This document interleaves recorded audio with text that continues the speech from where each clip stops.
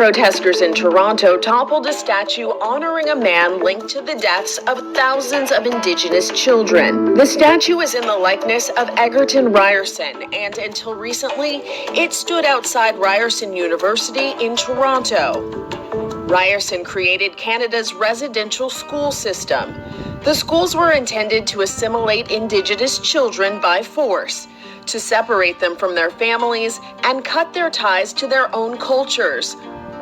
They were a tool of so-called ethnic cleansing.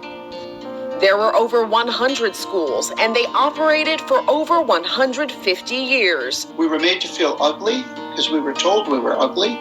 We were made to feel like we were nothing but dirt, and that has remained with me to this very, very day. It's I've never felt that I was good enough for anything. The whole point was to erase their Indigenous identities. These Indian residential schools have often been compared to prisons. We were never allowed to speak our languages in there because of fear of punishment. So those of us that were little were absolutely terrified. The schools have come under renewed scrutiny after a horrifying recent discovery: the remains of 215 Indigenous children buried on the grounds of a former school in British Columbia.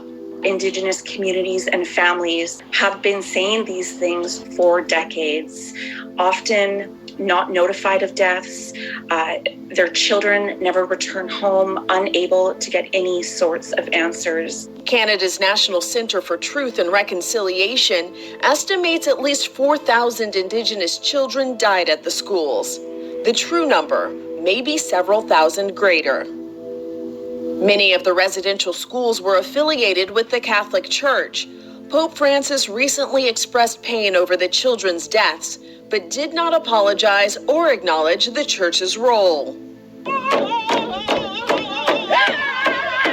Sounds meant to heal, as Indigenous communities in Canada struggle with the revelations and demand action.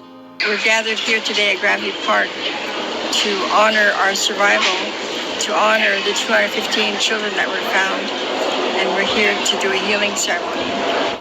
The Canadian government formally apologized for the schools in 2008. Now, Indigenous groups are calling on the Canadian government to do more to honor the lives lost and to repair the damage.